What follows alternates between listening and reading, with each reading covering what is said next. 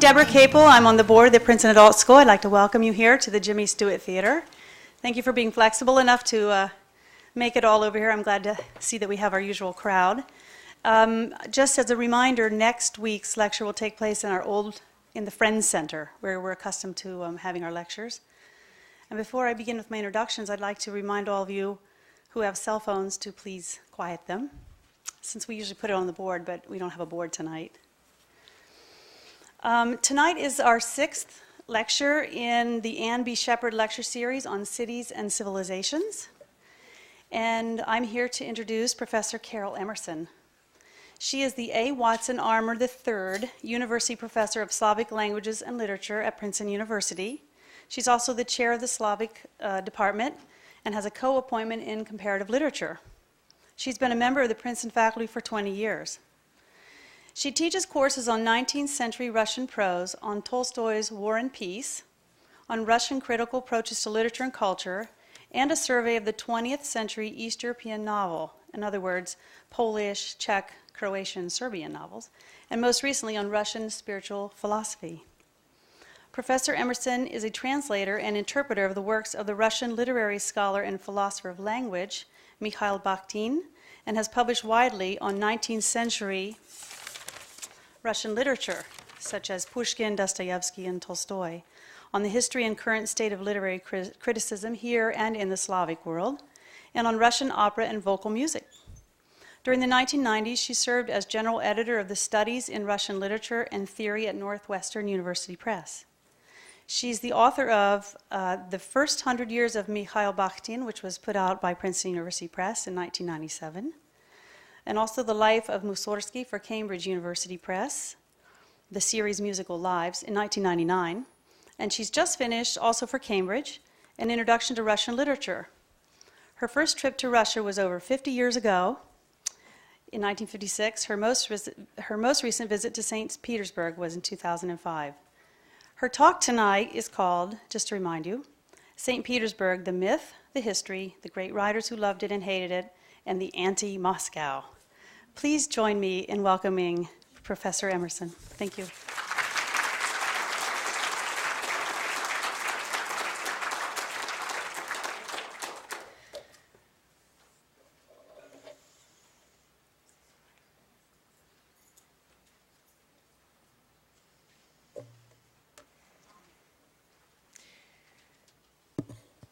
What we see here is the misty panorama of Palace Square in Petersburg, one of the many names that has been borne by this city in its 304-year history.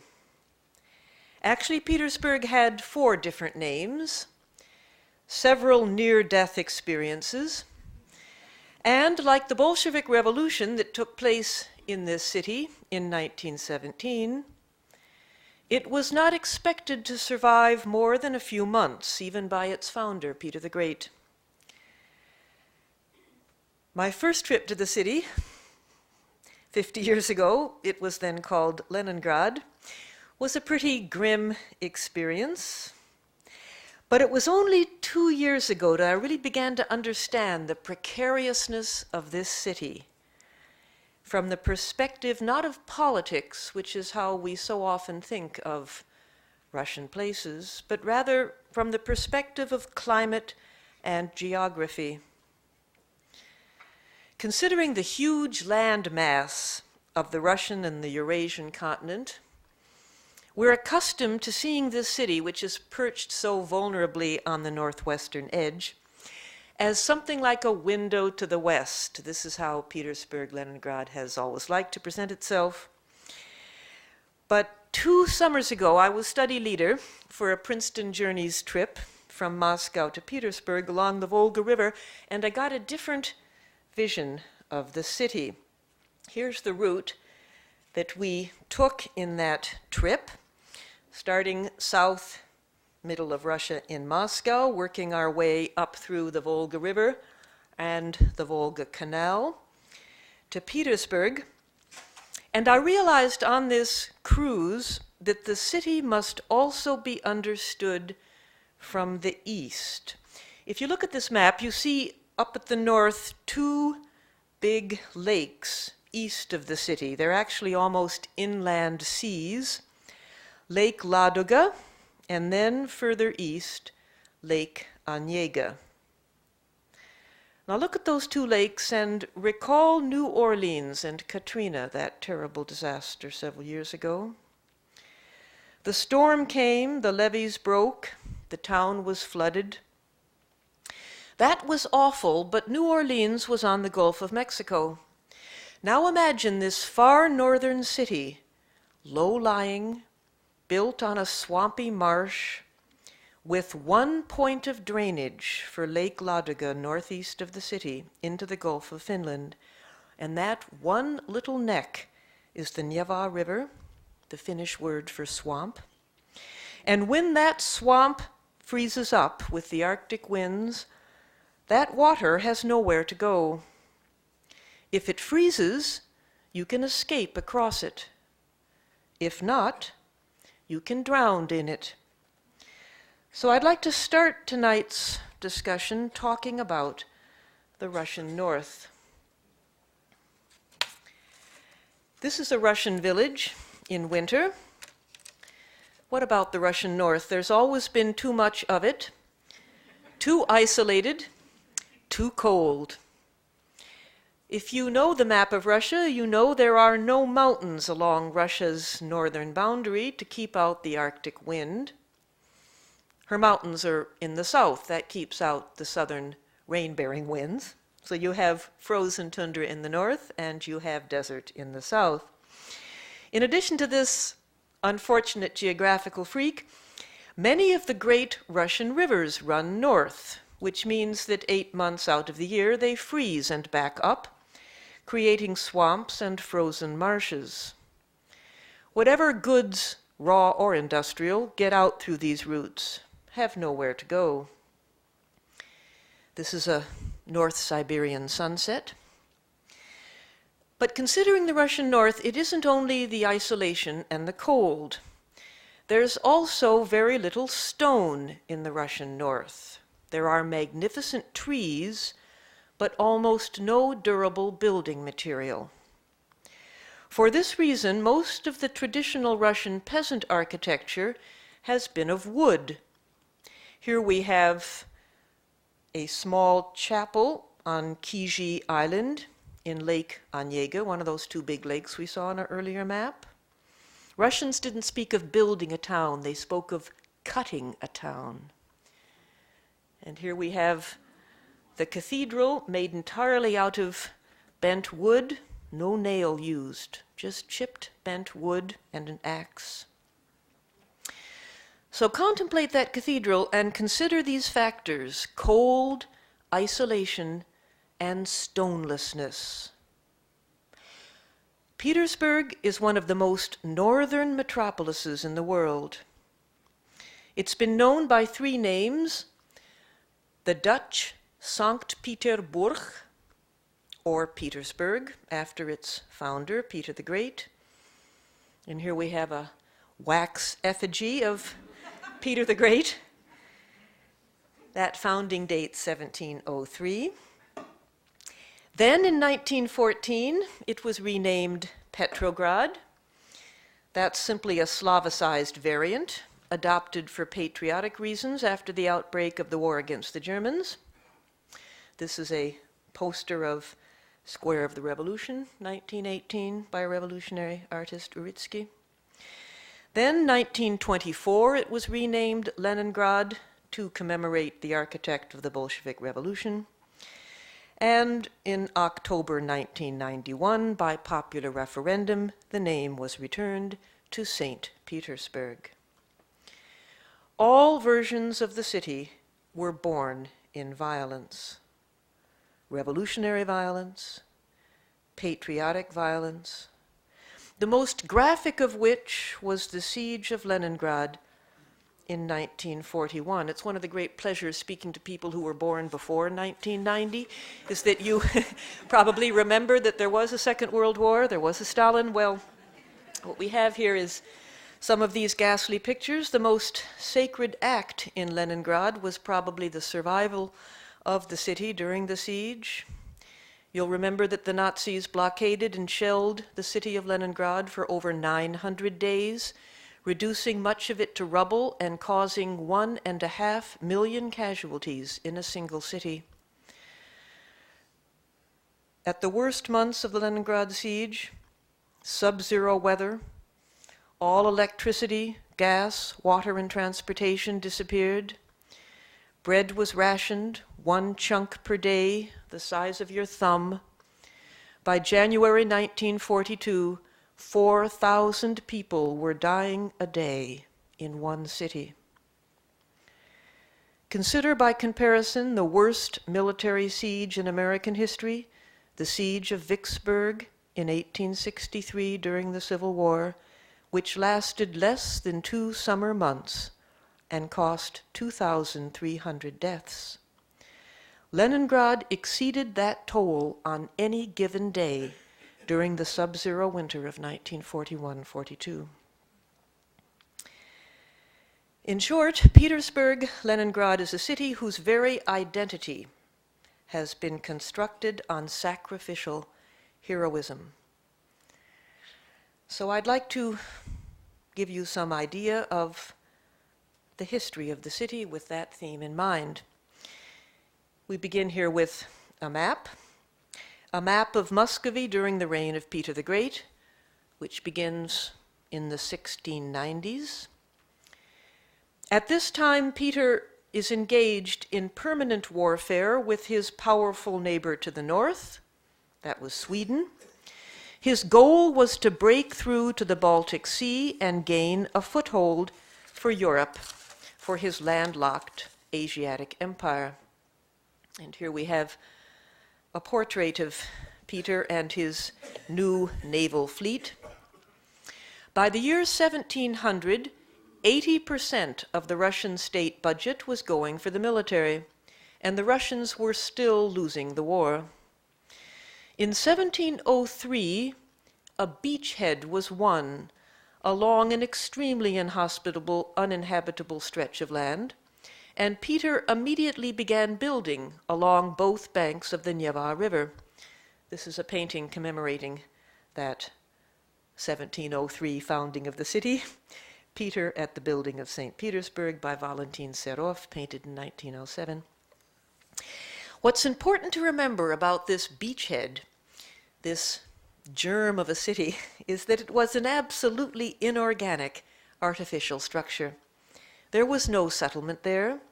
It was not a natural trade route, not an agricultural center. It was, plain and simple, a military beachhead. Peter expected to lose it in a few weeks, but to guard against that likely possibility, his first decree was to conscript 20,000 peasants to hold the fort. Few of those survived. Early in its history, the city was said to be, in Russian, postroye na kostyach, built on bones. In 1712, Peter declared this swampy construction site to be the capital of Russia. And between 1712 and Peter's death in 1725, 40,000 peasants were conscripted as builders every 3 months. They were marched to the site of the city in chains and died swiftly of malaria, typhus, cold, and lack of provisions. Everything had to be imported except dirt. To guarantee Petersburg buildings their foundations, remember this is a swamp, Peter imposed a stone tax on all incoming vehicles. 3 stones had to be brought in by each wagon. 30 stones had to be delivered from each ship. And he passed a law. No stone structure could go up anywhere in the Russian Empire until a stone building went up in Petersburg first. Now, it's important to keep in mind that this enforced stone building was not the only alternative to building a perishable, inflammable wooden city, which had been Russia's model before. Peter didn't want wood, of course, although Russian craftsmen were extraordinarily skilled in working with it.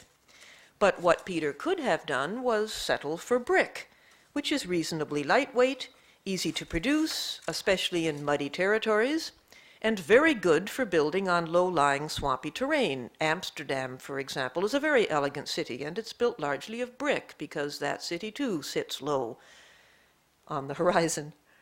But no, Peter wanted imperial stone, and he didn't care about the cost, financial or human. The land could not hold the weight of it, and people died importing it. The utterly forced and unnatural conditions of the city's birth were accompanied, not surprisingly, by utterly unrealistic and utopian plans for its future development. Here is an early engraving, 1737, of the Neva estuary, showing the major building areas on either side of the delta. This is Vasilevsky Island, which is a low-lying and swampy area.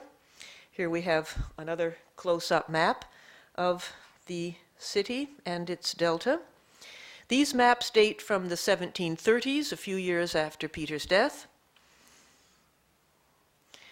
Here's another visionary projection from the 1720s. You can see that some Italian architect is trying to put a Trezzini grid simply over this swamp. Almost unbuildable delta, very utopian city planning indeed. The actual city, as realized by the end of the 18th century, after 80 years of building, was much more modest. And here we have the Petersburg panorama as it looked in the 18th century. There were 4 major periods or styles of building in the city, and I'd like to illustrate each of them with several buildings. Today, if you walk around Petersburg, you find that they layer the city almost like a living history. The first and earliest style was the Northern Baroque, very severe Dutch look that Peter himself so admired when he traveled to Amsterdam. Exemplary here is that first structure built in the new city, the Peter and Paul Fortress. You can see her glinting there on the horizon. A building complex that functioned significantly as a fortress, a church, and a prison. The tall, elegant spire, and here we see a close-up of it, is about as opposite a shape as one could find to the traditional Muscovite onion bulbs and oriental designs.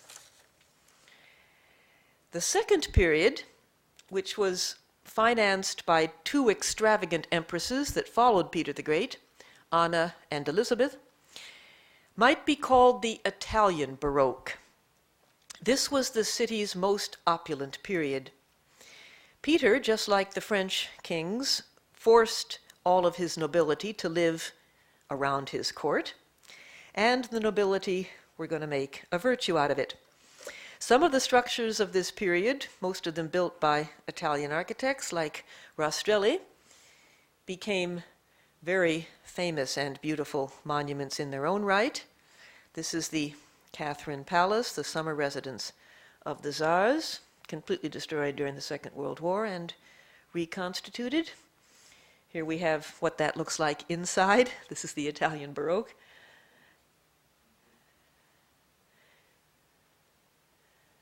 Here we have Peter's summer residence on the Finnish Gulf, modeled on Versailles, Peterhof.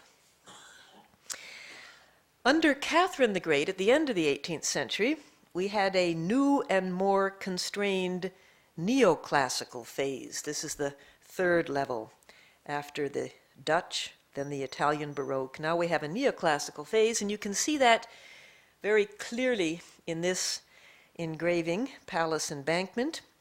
Very streamlined and severe look. Here we are standing on the Peter and Paul Fortress, looking across the Neva River. Even more so, you see this neoclassical look in the shopping district, or Gostiny Dvor. That was designed by a Scottish architect, Cameron. And then finally we have the St. Petersburg Stock Exchange. Looks sort of like our Jeffersonian period in this country. So those are the first 3 layers. The final phase of building in Petersburg is less easy to classify. sort of messy and multimedia. We might call it monumental classicism, a sort of heavy imperial style that became very popular in Russia after the sacrifice and the glory of Napoleon's defeat in 1812. And here we have an example of that General Staff Building arch and the Alexander Column dedicated to the victory over Napoleon. Now, Moscow was, of course, occupied and burnt by the French in 1812, but Petersburg stood intact. Russian troops then occupied Paris, so the entire 19th century is seized by this imperial fervor. A new sense of triumphant empire was being glorified in very bulky and heavy stone. Here's some examples of that period. Here we have the same arch as it looked in the 19th century. Here's the Palace Square, General Staff Building designed by Carlo Rossi, who was the last great urban planner in Petersburg, sort of did for Petersburg what Baron Haussmann did for Paris, cut boulevards and squares. Here we have again one of the uglier and heavier buildings, St. Isaac's. Here we have a picture of St. Isaac's, a winter scene across the frozen Neva.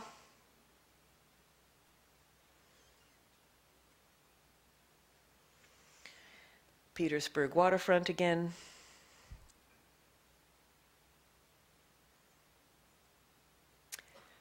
So looking again at our map, this is one from the end of the 19th century. What was Petersburg after 100 years?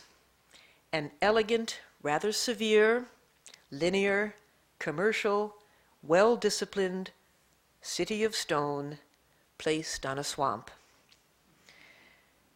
This will be my basic contradiction. We'll return to it. But a few words about what this city has come to mean in the Russian national consciousness and what I meant by that last word in my cumbersome title, Petersburg, the anti-Moscow. Soviet cultural historians have suggested that all cities can be classified as one of two types, either eccentric or concentric. Eccentric cities are usually artificial. They're placed at the edge of empires. They take risks. Their mythology celebrates violent beginnings and violent ends. Such cities tend not to be organic. They don't grow from small beginnings. They are always conscious, and they usually require quite a bit of sacrifice to be maintained. Concentric cities, on the other hand, grow up organically in the middle of things, sort of like wombs, the middle of empires. They are round, traditional, fertile, inward-looking. In Russian history, Leningrad, Petersburg has been the classic eccentric city. It's a masculine noun in Russian, while Moscow, feminine in Russian, Moskva, has been the classic concentric city. And the Petersburg architectural myth is to a large extent tied up with the fact that Petersburg is a sort of anti-city, constructed against everything Moscow stood for.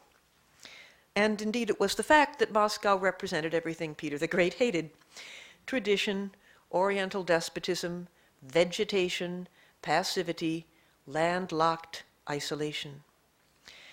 Now, don't know how many of you have actually been to Russia and seen these places, but to remind you of some round Moscow shapes, the anti-Petersburg shapes, here are some traditional Moscow structures. This is the Cathedral of the Annunciation, Blagoveshensky Sobor in the Kremlin. Those famous rounded, bulbous, golden domes. Here we have the Tsar Kolokol, the Tsar bell, the largest bell in the world. Once it was struck, and once it was struck, it cracked.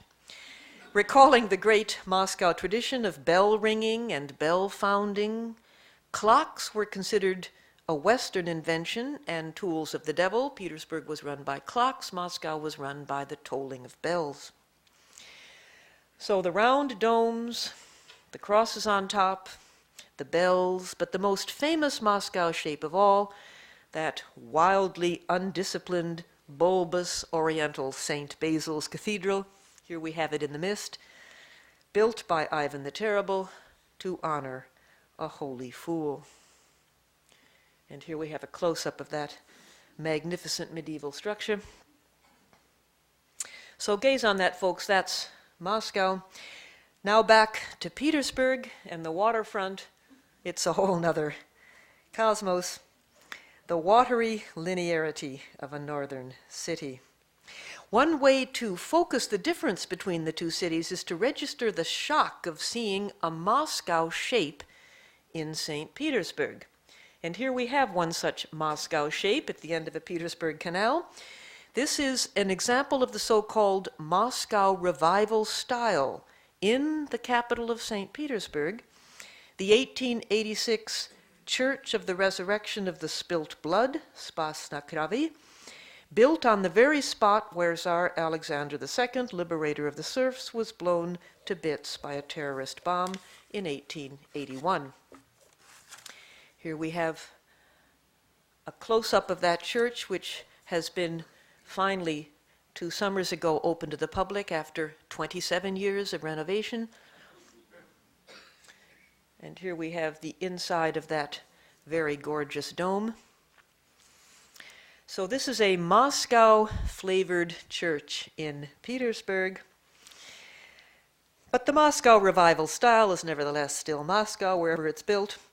And just like St. Basil's on Red Square is the 100% landmark of Moscow, so Petersburg's 100% landmark is the Bronze Horseman, a statue built to and of Peter the Great. It stands on Senate Square facing the Neva River, the work of a French sculptor. Its creation weirdly mirrors the very founding of the city. That is, its creation as a statue is full of sacrifice, risk, mad inspiration, rebellion. Just take only the base of the statue. That's a much larger chunk of stone than anything you could find in the swampy marshes of Petersburg. In Russian, it's called the Grom Kamyen, the thunder stone. Originally, it was found 8 miles outside the city. It took 1,000 men 4 months to drag it 3 miles to the coast. And then a special boat, you see it in the slide there, was constructed to move it up the Neva River. The dedication ceremony of the statue, and here we have it, 1782, during the reign of Catherine the Great, the 100th anniversary of Peter's accession to the throne, was an event of enormous importance to Catherine. Although she herself was entirely German, she considered herself to be Peter's successor as Russia's empire builder. Here we have a back close-up of that statue. It reads in Russian and in Latin, to Peter the First from Catherine II. And here we have Peter's face on that statue. The statue sits in Senate Square, which itself has a revolutionary history. In December 1825, upon the death of the Emperor Alexander I, several dozen army officers, returned from Paris and inspired by French revolutionary ideals, demonstrated for a constitutional monarchy. This was the so-called Decembrist revolt. It was very easily put down. 5 men were hanged, 100 were exiled to Siberia.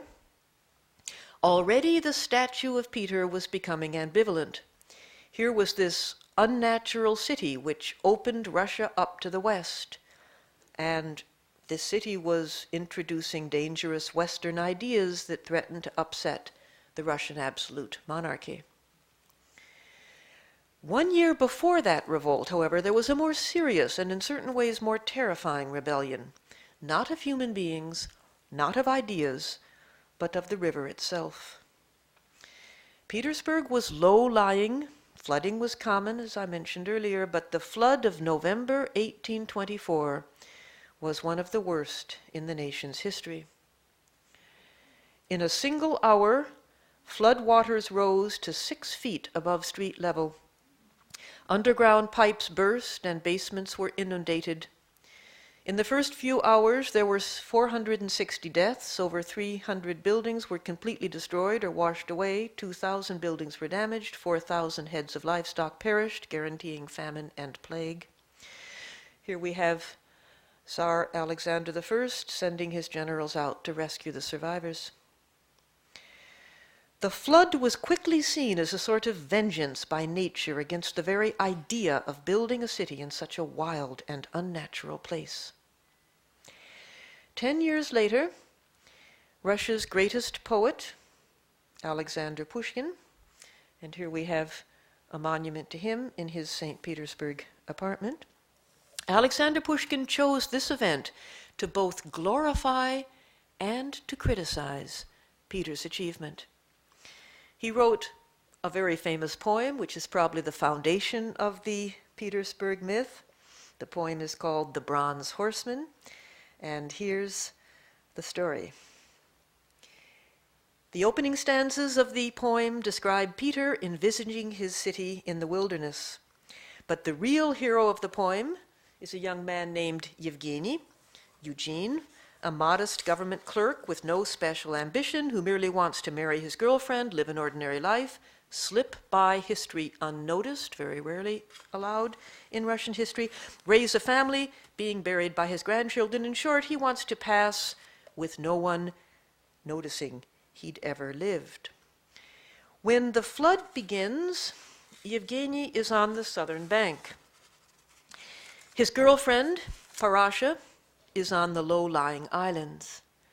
Nervously, he waits for the waters to subside. After a desperate day, he himself mounts a statue and gazes across the swollen river, fearing that his sweetheart's modest house might have been swept away. Finally, the storm calms down. Yevgeny is rolled across the river, and instead of his beloved neighborhood, he finds an absolute wasteland. Many dead bodies strewn about, but not hers. Yevgeny goes mad, and for days, for months, he wanders the streets. One evening, he finds himself on Senate Square, and it suddenly becomes clear to him who is to blame.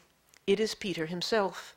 He curses the bronze horseman, brandishing his fist at the statue, brandishing his fist at the man who built so great a state that required the sacrifice of so many little men.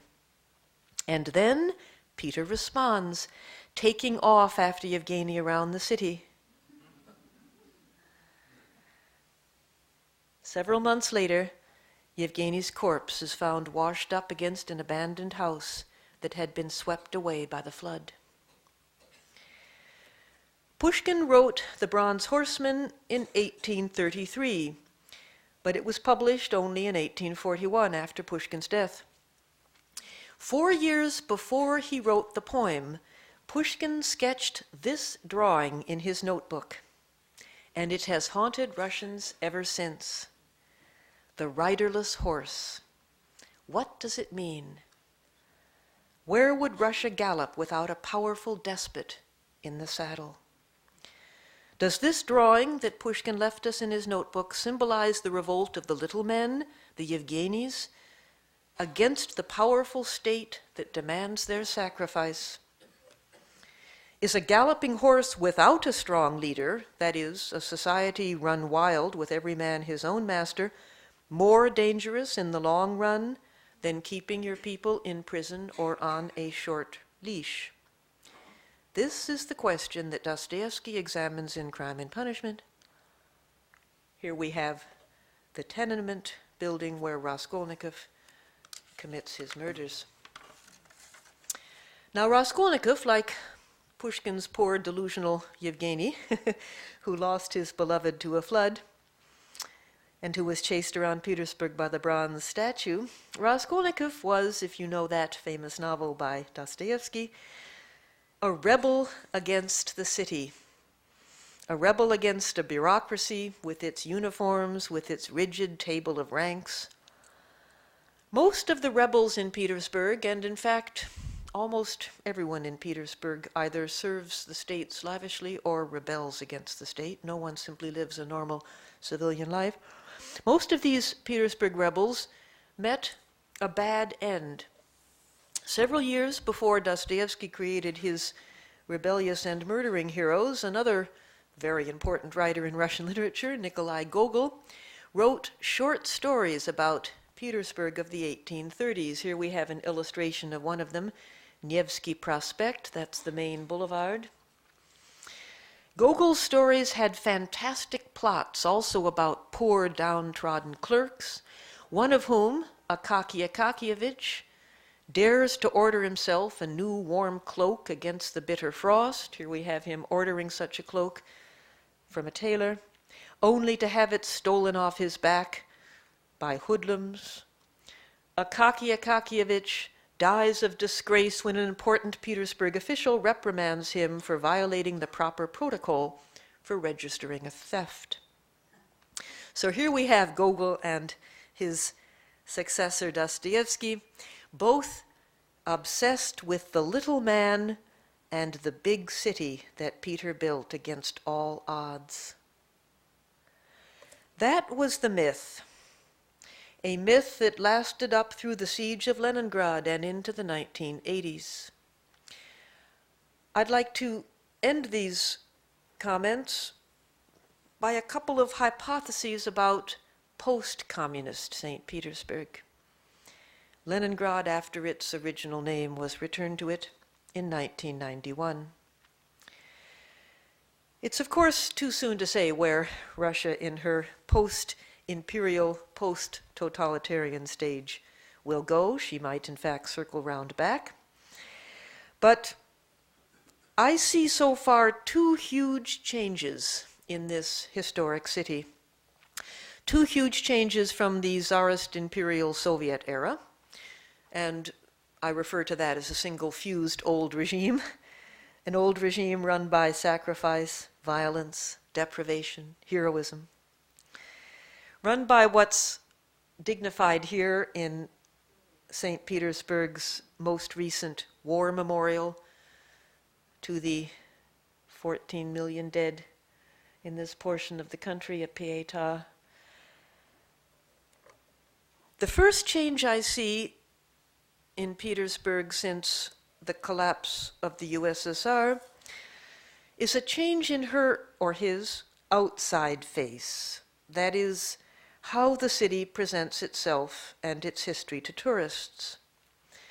The second change is more one that refers to the inside face. That is essentially a shift from the revolutionary, political, secular, even atheistic image of a window to the West, a window to Western Enlightenment. What we see in Petersburg is a specific emphasis on the Saint Petersburg, that is, the city as a sanctified, holy, religious shrine, much as Moscow has long claimed to be. So first, the initial change, the easiest change, non-controversial really, the change in the outer or touristy side of the city. Petersburg is now a capitalist city, and with capitalism comes Hollywood, cartoons, profiteering, free market, comfort, entertainment. If under the Soviets, Russians were forced to advertise themselves, and you're all old enough to know what it was like to travel amidst all of those amazing slogans for communism. We're the greatest people in the world. Communism is the greatest idea in the world. Lenin's the greatest leader in the world. Freedom and peace for all peoples. No one even read those things, but they were everywhere. Now they no longer advertise themselves, their system, their future, their past. Now they advertise commercially. That is, you advertise things that can sell. This is an interesting tourist trap that our Princeton Journeys was forced to stop on the Volga River.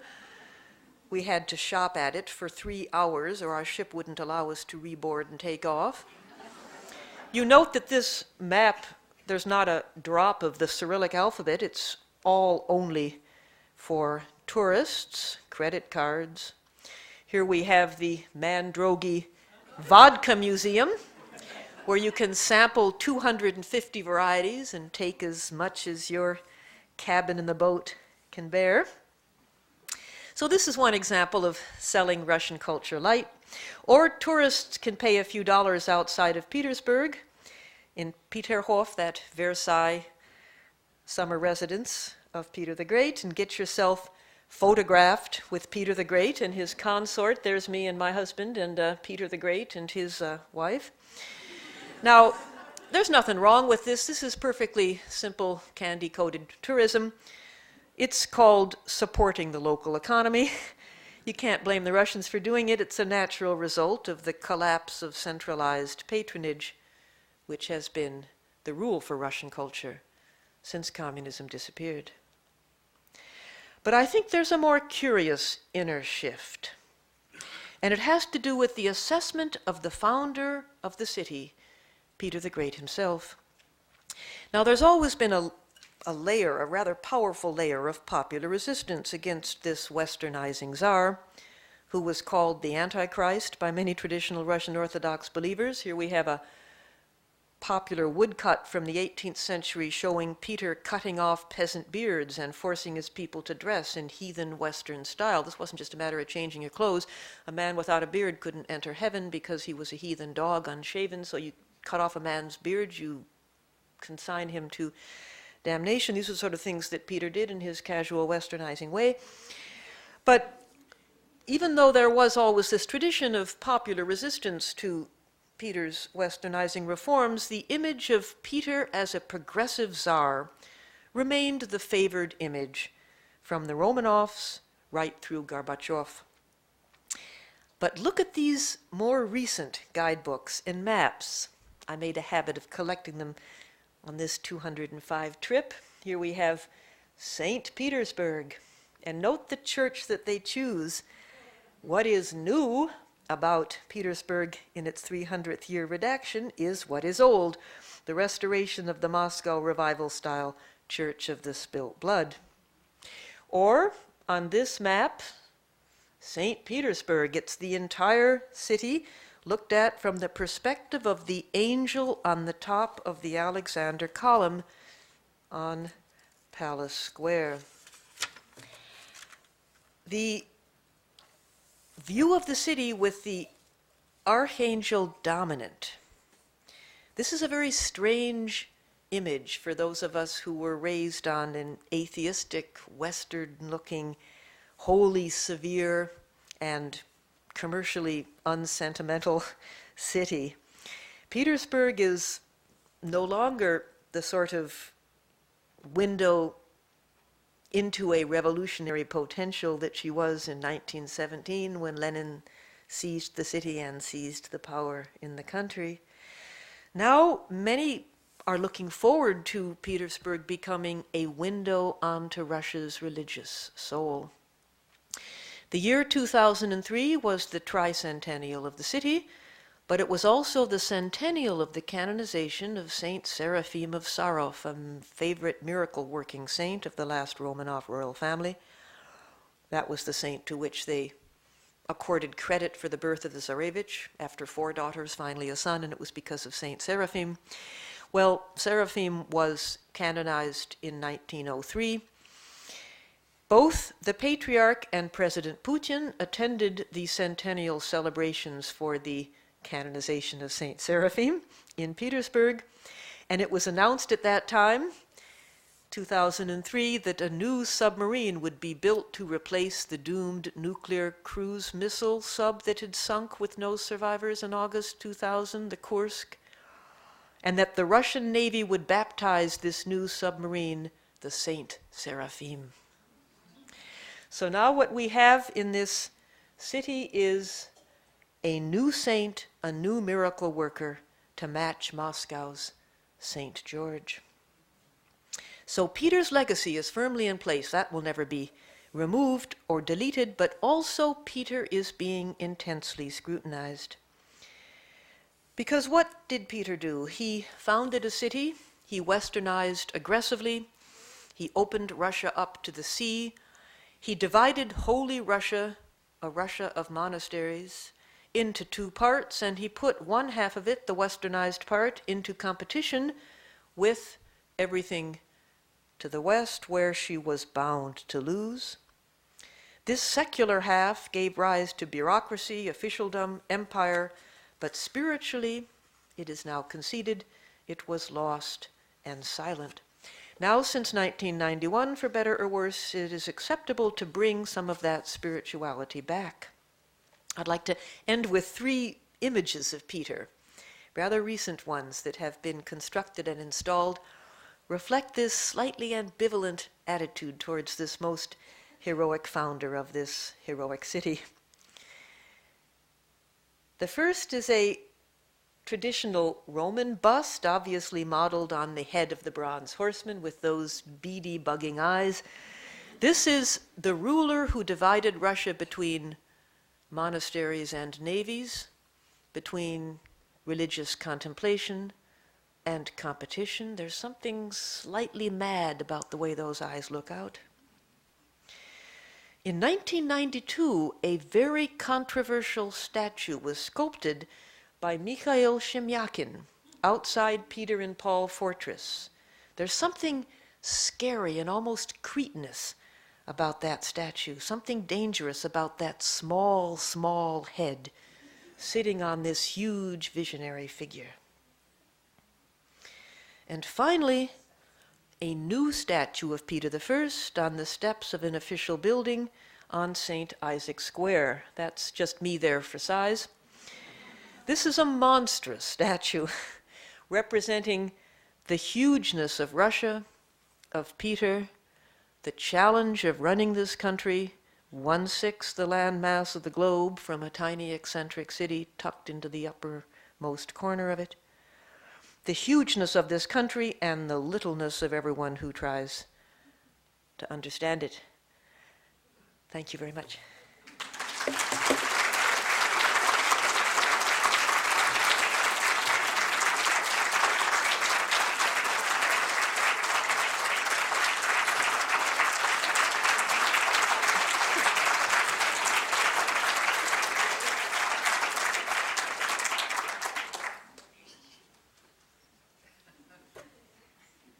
Questions?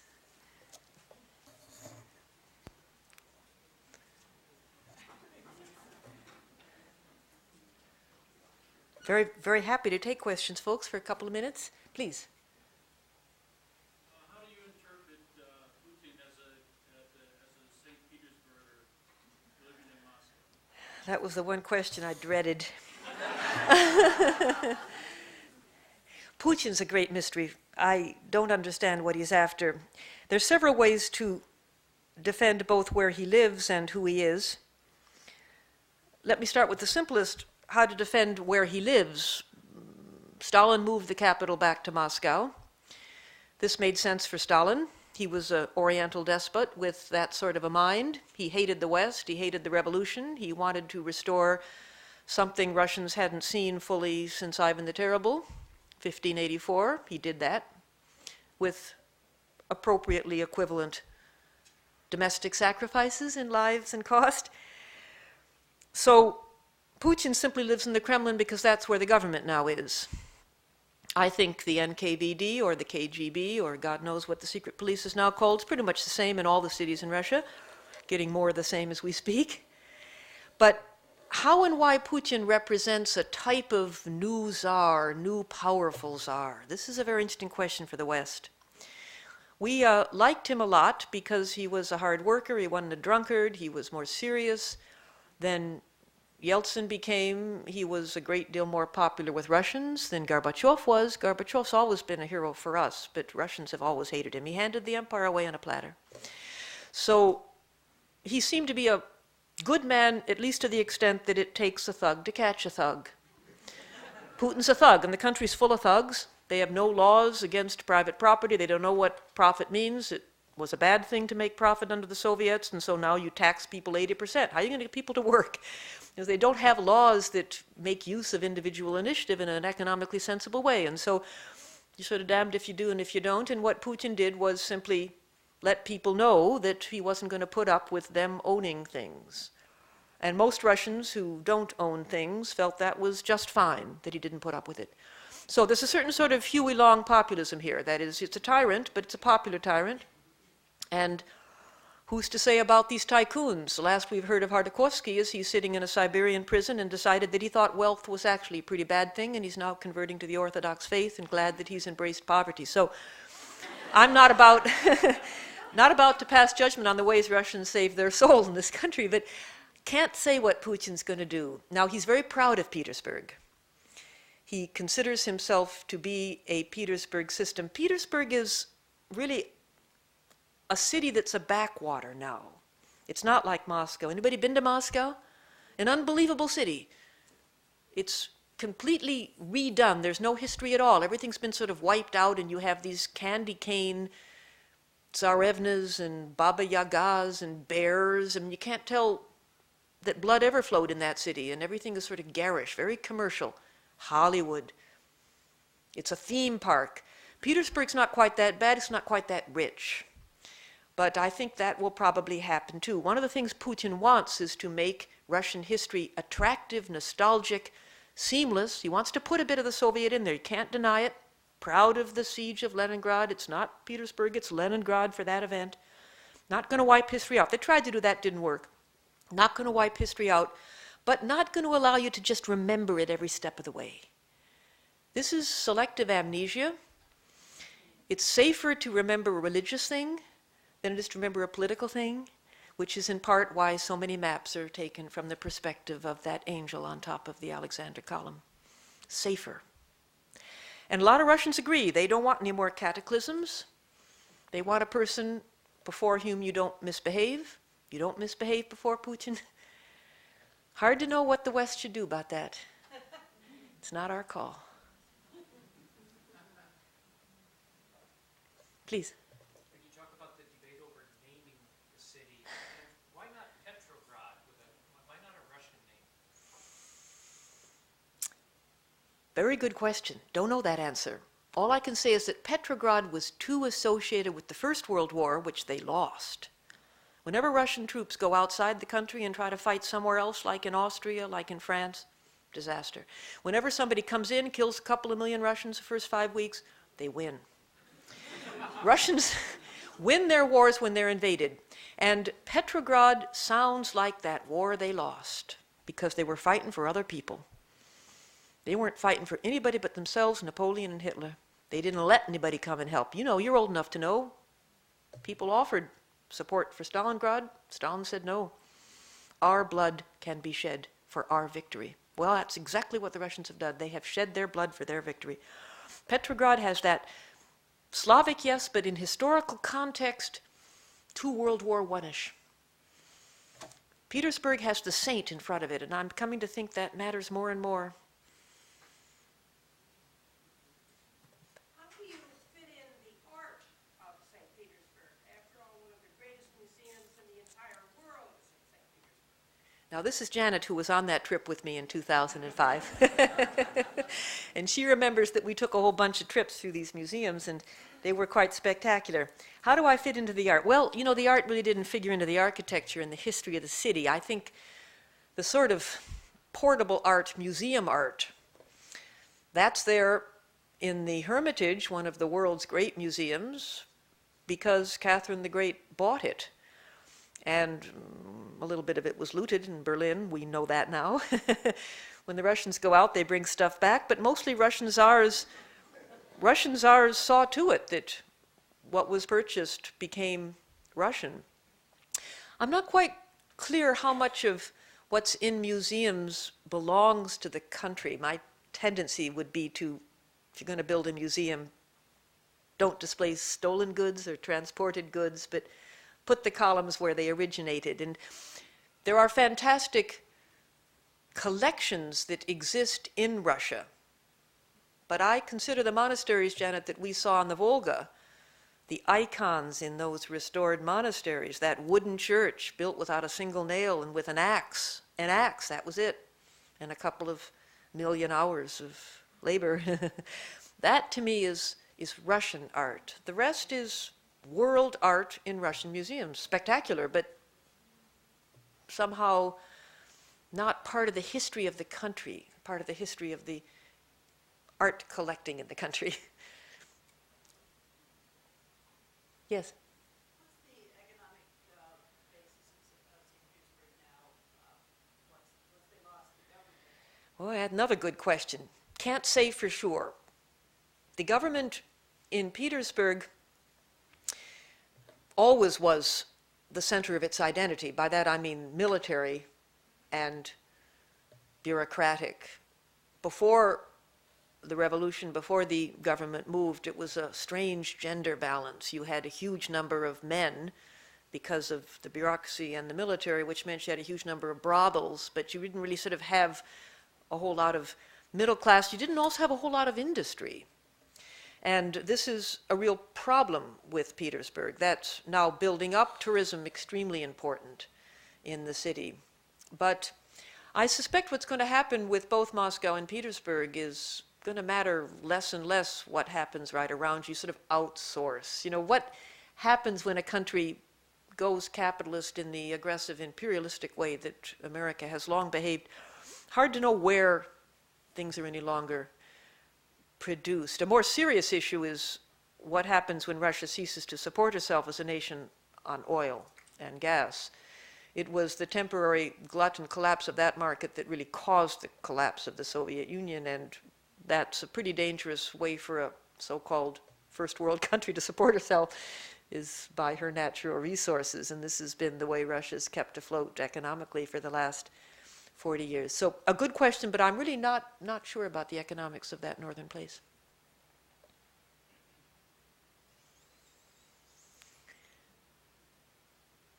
Some other questions? Your lecture was marvelous. Oh, dear. That's not a question. That's well.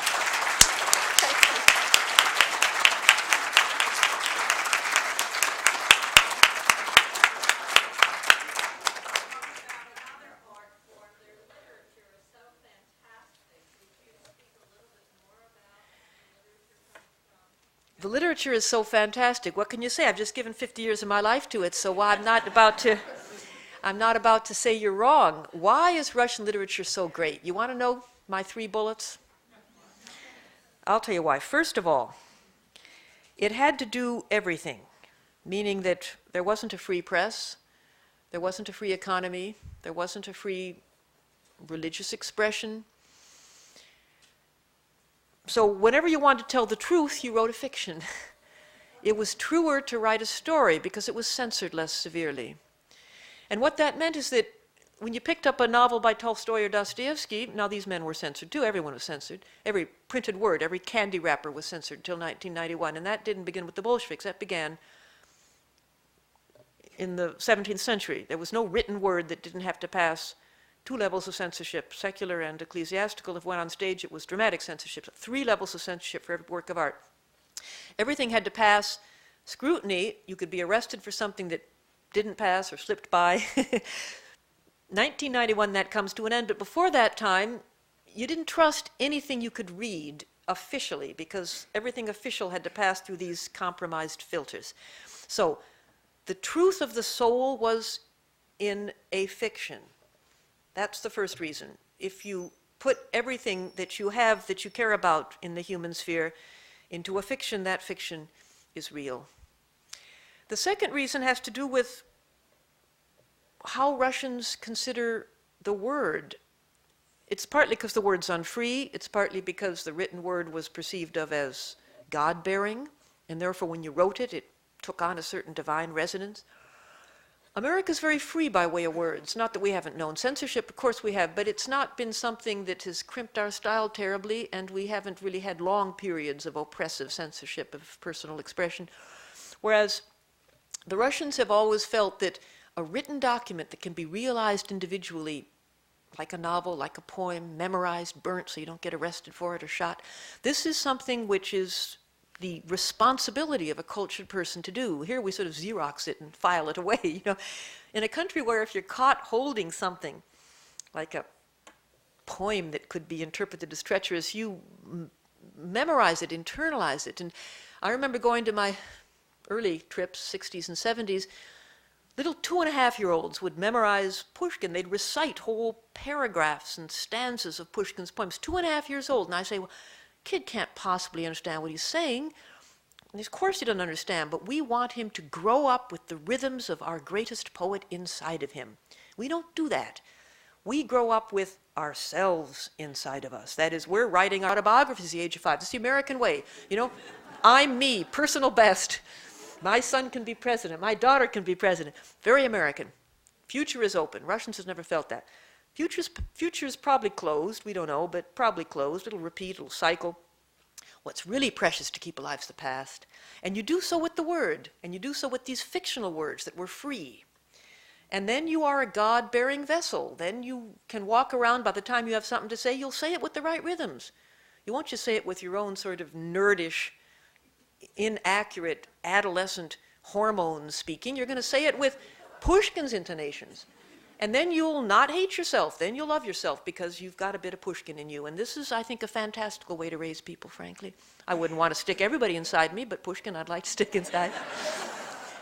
That's the third reason. And the second reason. And the third reason about Russian literature, and I can't explain why this is, but there seems to be something about the nature of her artists that dislikes an aspect of the West that probably isn't so congenial to great art. And by that I mean a certain commercial slickness, a certain Hollywoodishness, a certain entertainment, a certain sense that you go to art either to be stimulated in terms of pure beauty or to be allowed to escape out of your life into something prettier and nicer. Not that all novels are escape novels, not that all movies are simply something you look at for the pretty images, but there is that sense that in a relatively free society, and we are a very free society, there are a lot of ways you can be real, and therefore art's just one thing you do to sort of make your life more colorful, more attractive.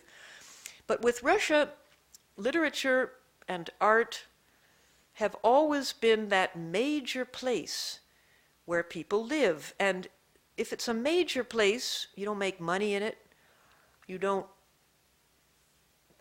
lose yourself in it, you find yourself in it. By that I mean you change your life through it.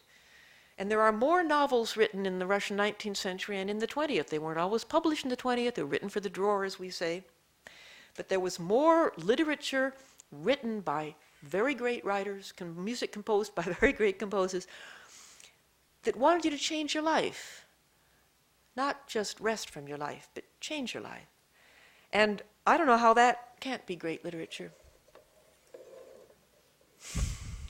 How has literature since 1991 with no sense? It's a mess. It's a mess. It's a very creative mess. What have the Russians done? First, of course, pornography, biblical texts, Nabokov, the Koran, Khalil Gibran. I mean, everything you want all comes in at once. That was a sort of nightmare of freedom. Detective novels, fascinating, but no one knew what it meant anymore to be a writer.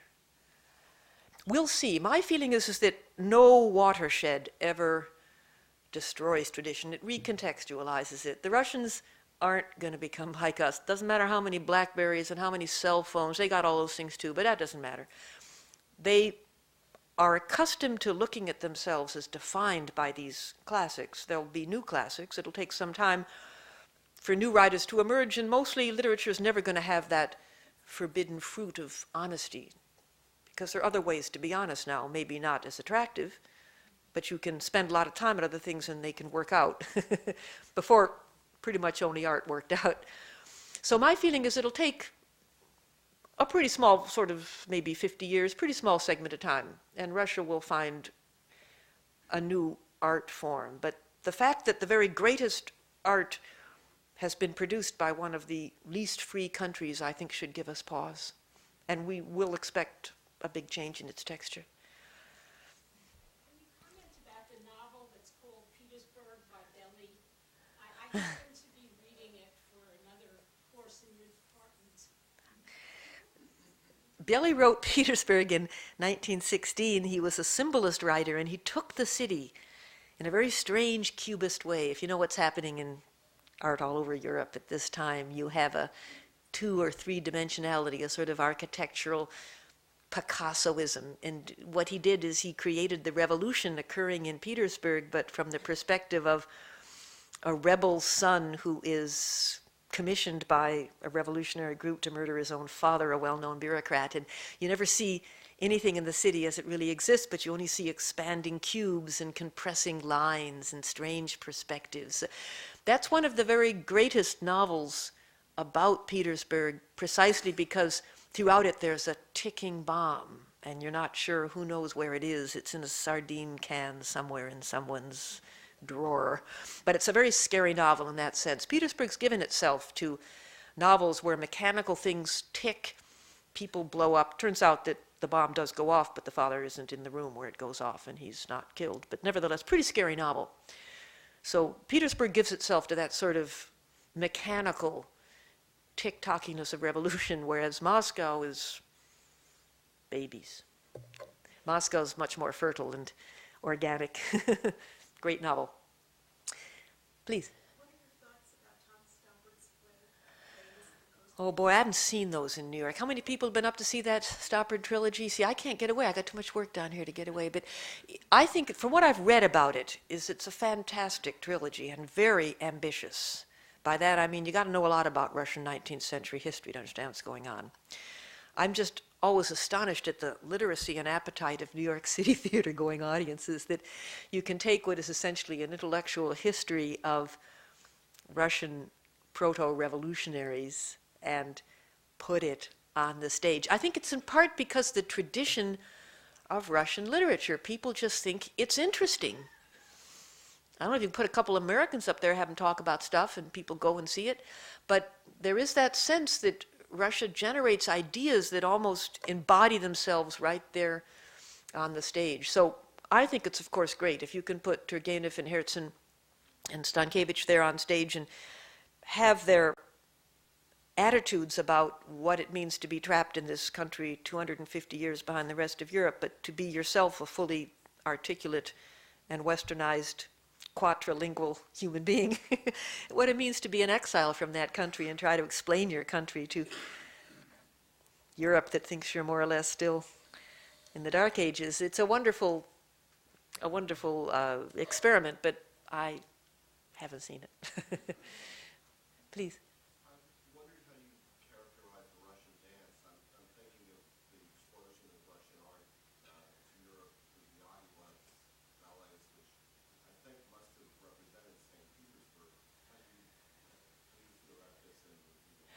I think Diaghilev and Ballet Russe and the entire explosion of Russian art between the 1890s and the outbreak of the First World War was one of the great cultural spores. By spores, I mean, here we have this city that was just a sort of hothouse. This is where the eccentric city really benefits. Europeans looked at Russia, at least that ridge of Russia that included St. Petersburg and a bit of Moscow, as a fully European place.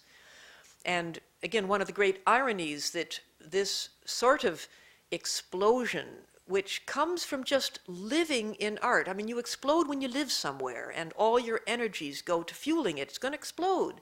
You get hot, it explodes. If your energy's going somewhere else, then it'll dribble off, something else will burn over there. But it all burns there, and Diaghilev was a product of that extraordinary hothouse environment. Now you look at Diaghilev and his crew, you look in fact at even Tolstoy and his crew further south, you're talking 20, 40, 80 people. Now with Tolstoy he had a worldwide following, but it's a very small community really that becomes the intelligentsia that runs Russia in these two capitals. And it's just these two capitals. What other cities have you heard about in the 19th century? They're not there. You've got these two extraordinarily powerful countries that have learned to translate. They have to. Who's going to learn Russian? Nobody's learning Russian. They all speak 3-4 languages, so they are able to absorb and translate from every other country. They live art. They burst out and plant it elsewhere. And Paris, if you look at Rite of Spring or some of those extraordinary breakthroughs before the First World War, they expect Russia to take her savagery and present it artistically in a powerfully modern way. So it was the expectation in Western Europe that this savage country could somehow package this savagery in a way that was both archaic and modern. It was the placement of Russia on the border and the fact that her talented people had nowhere else to live. Folks, am I over our time? I guess I am over our time. Thank you again.